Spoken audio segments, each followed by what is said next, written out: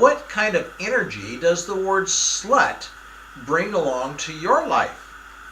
And so for this conversation, I'm going to invite Kathy back with us today so that we can talk about this. And once again, she didn't have a clue what the topic is going to be about. No, I didn't. I just sprung that on her. But we're going to have some fun with this, okay? Excellent. Okay. Sounds good. And so let me introduce myself before we get into this topic. And my name is I'm Non-Monogamous Mark, and I am the co-founder with ECNM Lifestyles Association, which stands for Ethical and Consensual Non-Monogamous Lifestyles Association. And so this topic of being a slut is certainly a non-monogamous person. How could you be a monogamous person and be a slut? Although I have met a few people that consider themselves sluts, but they're monogamous. But I don't know how that really works. But at any rate, I think that in my mind, you've got to be non-monogamous to be a slut. And I'm here with Kathy and my partner. And what do you think, Kathy? Can you be a slut and be monogamous? Really, the definition of being a slut is having sex with multiple people. Mm-hmm. And so, yeah, that would be pretty hard to be monogamous and be a slut. It's funny, you would bring up the fact that the definition of being a slut is having sex with multiple people. Do you know where the history of the word slut comes from? I do, actually. It came from Chaucer, I think, in 1300 something. That's right. And it was actually used for men who were dressed slovenly, so very disheveled and inappropriately. Nothing like what the word is today at all. No. It's interesting how words. A man who dresses sloppy. Yep. And so, yep, that was a slut. So today, we've gone to where. Slut has gotten a really bad rap. It has. And so I want to talk about that a little bit. And I've been thinking about this video since starting this 30-day challenge, in fact. And one of the things is right after I started the 30-day challenge, I got in a conversation with a woman who, this is online, and she's from Canada, and she's been very modest in her life, but really wants to be a slut. And inside of her, she knows there is a slut that is part of her authentic person, but she absolutely really dislikes the word slut. And she dislikes the word slut because there's so much negative connotation on it. But, well, this is something that when we started our relationship, we had quite a few conversations around. We did. And what have those conversations done for us? What it's done is it's really opened us up to embracing words that have a lot of baggage. And we're able to move beyond the baggage, to look beyond the historical context or even the current context of what a word may mean or how it's perceived more than what it means, and shift that to something positive. And again, I think coming through all of the learning that we've done, the growing that we've done, and the understanding that we've come to around emotions, thoughts, and words, is making shifts in things. It feels good to shift something from negative to positive. Positive energy on it, and it's a choice that we make. That's right. We can take, and this is true with everything in our life, with money, with people that we know, right. Relatives, with sex and love and all kinds of things. We can put positive energy on that, that's right. Or we can put negative energy on that. And certainly the world around us puts energy on things that you might say is commonplace, or that's the norm in society. For instance, right. The norm again is in a society is monogamy. And so if you're monogamous, then it's okay. If you're not monogamous, and oh no, that's not okay. And so we have to choose ourselves then. If we're going to be non-monogamous, it's an intentional choice that we have to make, that we're going to be non-monogamous and we're going to be okay with it. that we're not going to take and adopt all the negativity that the rest of the world tries to shove down our throats, but that we're going to go ahead and allow, whether you're being a swinger or whether you're being a polyamorous person or any shade, a bisexual person, a slut, lots of different shades of a not ethically and consensually non-monogamous person. And you just can't allow society to take and ram their negativity down your throat, just like in anything else. You can attach negative energy to it, and you can attach positive energy to it. That's very true. And one of the things we've done then is we decided is to attach positive energy to the word slut. Yes, we did. And so, maybe I should have introduced you. I didn't even, when you sat down here, I didn't really introduce you, did I? Not really. But And that's so- okay. Well, I'd like to introduce you. Okay. Okay. Well, let me introduce my slut, Kathy. Gee, I knew that was coming. But then, And may I introduce my slut, Mark? that's right. And we are really, actually, we've embraced Yeah. our slutty sides We and our have. sluttiness, and for some people, there's all kinds, just like being ethically and consensually non-monogamous. There's not a single box that you can put people into, but being a slut is not a single box either, because there are sluts out there that are certainly, they're very casual and indiscriminate with the sex that they have, and like they'll challenge themselves even sometimes, like, oh, there's a construction worker over there, and there's like this little shed, and maybe I can go over there and seduce him. Have you heard anybody like that? Not directly, but I've heard of things like that. Yeah. And so, I mean, if that's your thing as a slut, then, I'm all for you. Whatever you want to live your life, and if you want to live a life where you feel like you're a slut, and that means that you enjoy having sex with a lot of different people, then I'm all for that. But, it's defined differently for everybody, and some people define it as monogamous even, but like I said in the beginning, that's not what we're talking about here. Right. So how do we identify being a slut? I identify being a slut as a person who enjoys sex with multiple people. And that could be multiple people in relationships, if depending on how many relationships they have and how they view those relationships, or it could be more casual, as we said, where you're kind of looking for some one-offs, or maybe you have some friends with benefits, or all of the above. And I made, after living up until I was 49 years old with only one sex partner in my whole life, and it was very miserable sex for me for my whole life. Then when I opened up my life sexually, and it took me a while, I had to explore some things and what have you in my life, but after about 5 years, I reached a place where, life is just too short to live in this cage where you can't have sex with your friends. And so for me, I started thinking, and it took me a while to start really having any action that I took on this.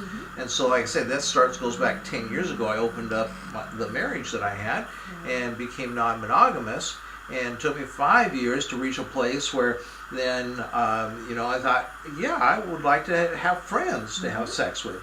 And now, we're really gotten to the place where there's just not enough time for all the things in a busy life these days. There's not enough time to enjoy doing everything and having your vanilla friends and your friends you're going to go do that with and that with and that with. And then if you're going to have friends with sex, and to me, you just got to start prioritizing things. And for me, sex is just such a wonderful, blissful, enjoyable activity that I just thought, this was before I met you, that I started to think that yeah, I want to be able to take and enjoy sex with friends. And be able to take and have relationships with friends and so that, most of the time when you get into a relationship with someone, you meet someone, it's like you would not consider having sex with friends. No, in the monogamous world, that obviously doesn't work, because if you are partnered, then you can't have sex with your friends. And if you're not partnered, then having sex with your friends ends up making you partnered. And maybe that's not someone you want to be partnered with. Maybe it is someone you want just to be more casual, and then there's that whole piece of monogamous people that are single that just maybe that's where somebody comes in and says, well, I'm monogamous and I'm not in a relationship, but I'm having sex with a lot of people. So they might be able to say that, but and the other thing that sometimes I kind of wonder, because the word slut for some people has such a bad connotation, even non-monogamous people. Sure. And has such a bad connotation, but so they just don't want to associate with that. I've known people that just don't want to associate with the word swinger, but yet when you look at their activities and their behaviors, they are swingers. Right. Well, when you look at their behaviors and activities, they're a slut, and so it's like, we just need to take and put the positive meaning and energy on these words and feel good about them. And that's the thing here I'm wanting to make sure we talk about, because we talk a lot about things that feel good and we want to be in a place of feeling good. And so with these words, then we just want to feel good. And a slut and a swinger or a polyamorous person, or whatever the words are, the fact is we just like having sex. We do. And there's nothing wrong with that. There is nothing wrong with that. Sex is actually, there's been studies done to show how sex is a very positive thing for people. It helps us with our stress. It helps us with our mind development. It helps with our emotional development. That sex is an integral part of being a human being. In fact, I think I'll go ahead and in the description on this video, I'll link an article a friend of mine sent the other day of this woman. She's a journalist and a writer or something like that, and she had only had 2 sex partners most of her life, all of her life, until very recently, when she finally decided, because things weren't always working at home with the erection and what have you, and so she decided to go out and start having sex with other men. And of course she talked to her husband about this, and I guess got that all worked out, because obviously she's writing under her own name about this, so I hope that her husband knew about it beforehand. And so I don't, she doesn't say anything about that whole situation really, other than the fact that there was erectile problems at home. So she decided to go out and start having sex, and she's now had sex with 17 men, and I guess it's just been a year or something like that. You'll read the article, but she went in and did some research for this article, and she found that there's been university level studies that have been done, long-term studies that have been done, that shows that people who have sex with a lot more people, they're more human. They're less judgmental. They're more accepting. They're open-minded. They're more forgiving. When you're laying down and having sex with someone, you're realizing that we're all just human. We are. We really are all just human. But did you ever have any? For some people, there's that point of getting comfortable having sex with other people. Maybe getting naked, or just cuddling up to someone where you're going to be having sex.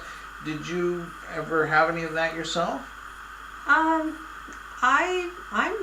more of an open person, and so for me it wasn't uncomfortable.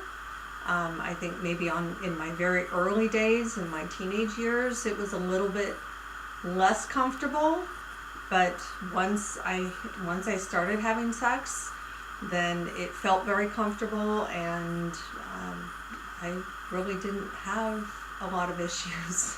Well, I'm also a little bit of an exhibitionist, and so you're yeah. pretty quick to get your clothes off. Yeah, we can make these videos nude instead of being we're nudists, and we could definitely make these videos nude if it were, permissible, but it's not exactly kosher, so to speak, or permissible. So, but and of course, I spent 49 years of my life being frustrated, or maybe at least the last 20 of those 49 years, or 25 or 30 of those 49 years, maybe we'll say from 19 to 49, just being sexually pent up and frustrated. And so when I started having sex with other women, I mean, I was just a horn dog, I would think so. And I'm still a horn dog. You are. And so it's like, yes, I'm all ready to get naked. I don't have any hurdles or hang-ups with that. But the thing is that like this woman in Canada that I've had some conversation with, that she's trying to follow her desires, and that is I think the real key is to be intentional, know what you want, and keep thinking about what you want. I've talked a lot about our GPS and how a GPS that we use in our car has two places. It marks where you're at and where you want to go. And as long as it keeps you going where you want to go, as long as you keep paying attention to the GPS. So we have our own GPS in our lives as well. And I think that there's a slut. A lot of people won't admit it. Yeah. But I think there's a slut deep down inside of everybody. I think so too. We've met a woman who's a nice Catholic church prominent woman in her church and in her community, very active, and yet there's definitely a slut down inside of her. Yeah, there is. And so the thing is that we seem to, because of cultural influence, not only being a slut, but when it comes to our authentic self, we suppress it and we repress it. We do. What kind of damage do you think we do to ourselves suppressing and repressing, whether it be being a slut or in any part of our life? Well, it's really damaging when you suppress the authentic self of who you are. And unfortunately, as people grow, there's so many influences, and we're taught from a very young age to please others. And so we stop listening to ourselves. We stop turning inward and focusing on the things that we want in order to please other people, and that starts with your parents or your caregivers or the people who raise you. And then that moves into potentially a spouse or a partner. And then it becomes your children. You're trying to please your children and work for your children and live for your children. And all of a sudden, you may wake up one day and realize, wow, who am I? And that was my journey. That was my process. And it can be very damaging, and it can lead you into some places that can be very dark. And you're still working on a lot of this, and I am too, because life is truly a journey. We don't arrive. But just yesterday we had a conversation about stress, because you take a lot of stress on your life, and that gets to be a little bit of an issue. And but when we deal with stress, and our conversation was about the fact that we always want to look at all the other things externally in our life. And it's because that's what everybody talks to us about stress. Oh, you had a stressful day because of this, because of that. And it goes back to that's conditional living again. Yes, it does. And so that's where our conversation then yesterday was about how, to love yourself unconditionally and then turn to yourself. And so when it comes to, being a slut or bringing out your authentic being, that true self that is inside of you, if you suppress it and repress it, it gets easier and easier. And after a while, it's like you're just slowly snuffing yourself out. Right. And then you've got no fire to burn inside of you. And one of the things with ECNM Lifestyles Association is that we talk about finding and creating your dream life. And that's financially, where you can make the kind of money that you dream to make. And that's with your health and fitness, with your relationships, with your love life and your sex life. you know, and to live a dream life. But if you continue to snuff out that authentic being that's deep down inside of you, then you can't live a dream life. No, you can't. And so by allowing yourself to allow your sexuality to come out and to flourish and to just love your sexuality and be excited about your sexuality and having sex with multiple people and being a slut, and by just allowing that to come out, then that is helping the rest of your authentic self to grow. And when your authentic self starts to grow, you start to also then to realize and be able to visualize and see your own internal greatness. Because we're all made to be a creative human being. That's right. And if you lose your authenticity, if you have your sluttiness snuffed out in you, if you have whatever is down inside of you, if you have that snuffed out, then it's the part of your greatness that will never shine and never come out. That's right. And unfortunately, a lot of people live their entire life that way. And we want to help you to make that shift and transform your life so that you can live the dream life that you desire. That is a lot that we do with both of our businesses. Yeah. You with your Badass Red Dress Society. And you with EC&M Lifestyles. That's right. And so I hope that you'll go ahead and click on the links to learn more about our businesses. And let us know what you think of this video by making a comment. Thanks a lot. Anything else you want to say, Slut? No. Go out and enjoy yourself. Go out and have a really great time slutting it up. That's what we refer to it. Just go out and have a great time slutting it up. Well, thanks a lot. Thank you.